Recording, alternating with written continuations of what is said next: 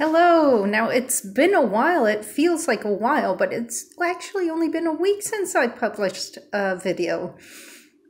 There's so much that's been going on my side, and I'm sure a lot on your side as well. Now, one of the things that we love to do, lots of us, is get busy.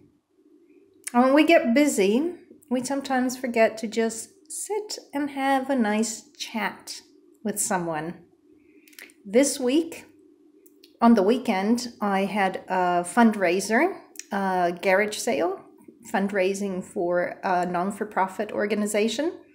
And after that, it wasn't just the Friday to set it up, the Saturday to actually sell, but then also Sunday, organizing the garage, Monday, getting things out of the way because there was there were so many donations that we had to return a lot, or actually send them to another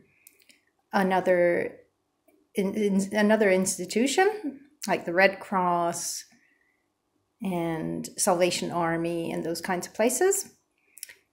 And then another day, because it was just so much and we couldn't get the car in, so there was quite a lot going on. But in spite of all that, the good thing, because there's always a good side to things, is that I could actually have a chat with people I would normally not do.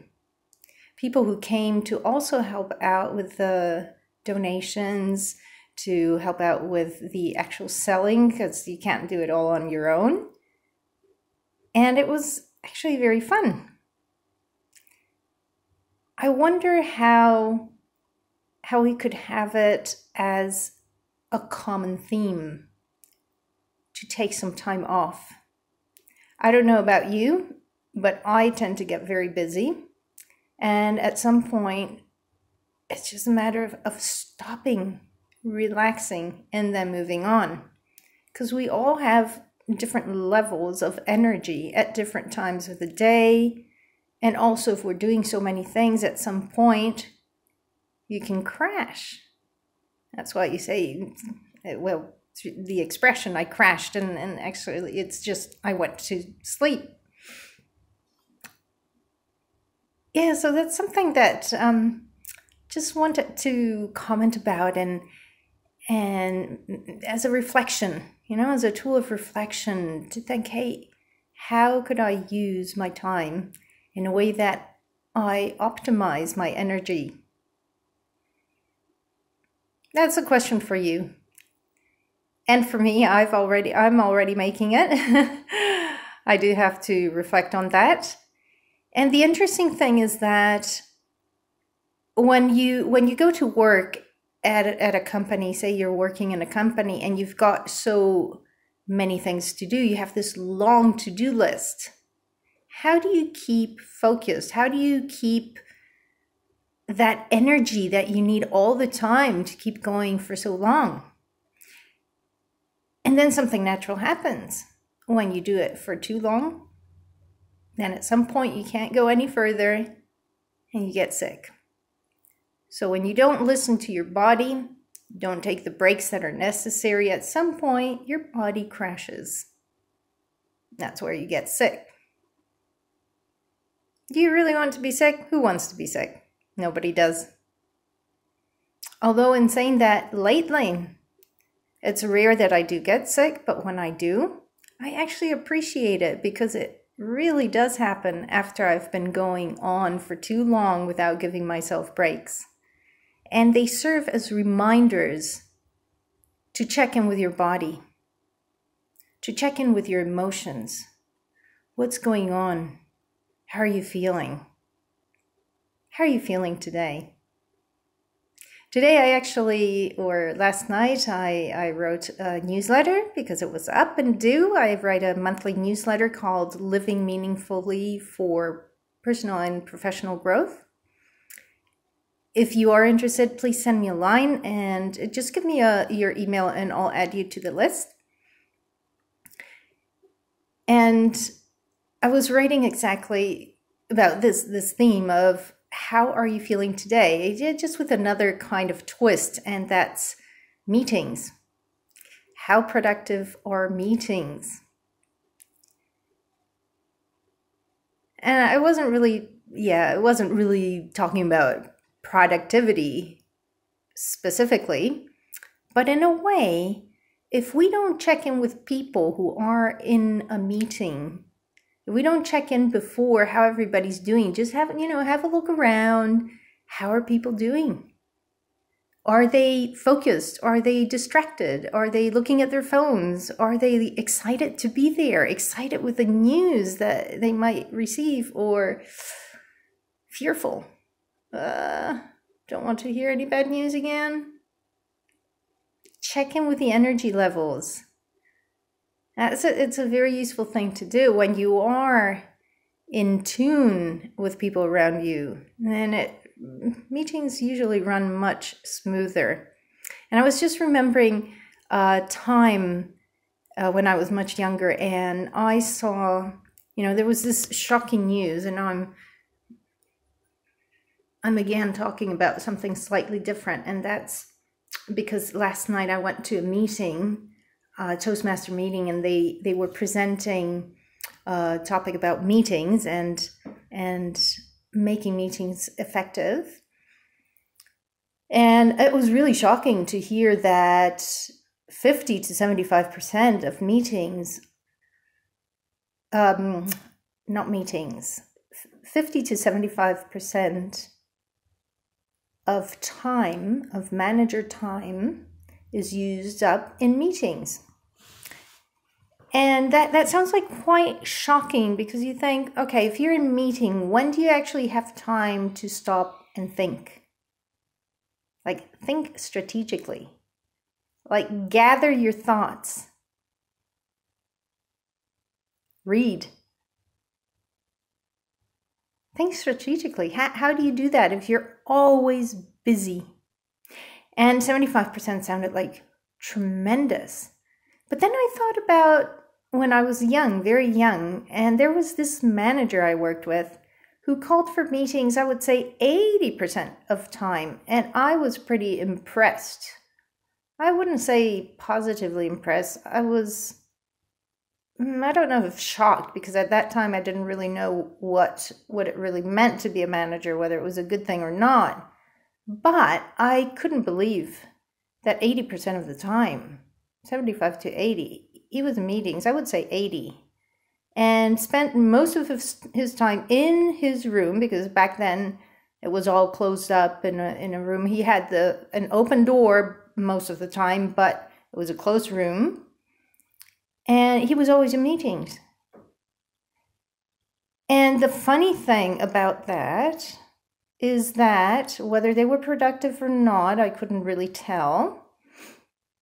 But there was one thing that was going on, and that was that many people were putting in extra hours for him to authorize, and which he did without asking questions. Well, sometimes he would ask, but then in the end he gave them the benefit of the doubt. And they put in lots of extra hours they got paid for without actually being there. And I actually proved it. I would go around and it was like, where is everybody? Everybody's gone. I would stay the extra hours, wouldn't put any more than the extra hours that I was doing, which was maybe 2 hours extra per day. But nobody was there. So it was like, okay, they're putting like 4 hours, maybe 4 to 5 hours extra, and they weren't there even after 2 hours. So that was a lot of money that was being lost on unproductive hours. Just if he had that extra time to be out of meetings and just walking around to see who was there, or off his telephone calls to go out, because of course, after hours, he wouldn't have a long meeting. Well, not of course, he would have meetings after hours.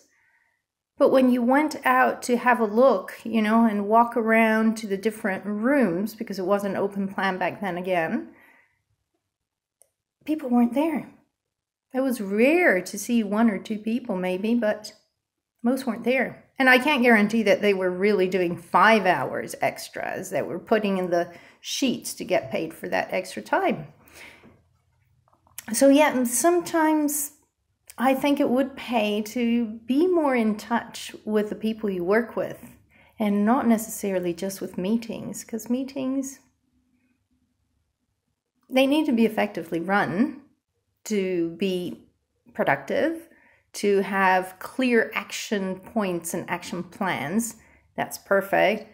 But 50 to 75% of time, no wonder some people are reluctant to go to meetings. I've spoken with many managers who, if there's one thing they don't like about being a manager, well, apart from laying off people, that's something that no manager really enjoys, when they have to break the news, the bad news. But it's that having to go to meetings all the time, being called for meetings where they see it's kind of circular, not going anywhere. That's quite interesting, isn't it? I don't want to make this any longer, actually, but I will tell you one more thing.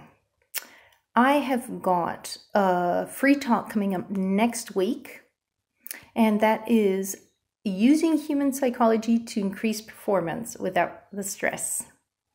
This is meant for busy managers, managers who are overwhelmed, who are dealing with change, for instance, and employees are not putting their best, not about overtime and things like that, but they're just, they're having more conflicts, they're just not working at their best. And so how do you understand the human psychology behind performance to stimulate that performance, to make a difference in employees and in yourself? Because you got to start with yourself as well. How clear are you on the objectives? How clear are you on things?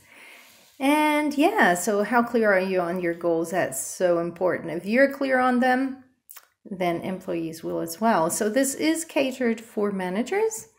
And the location, this will be next week, so the 16th of May, 2018, this year, yes.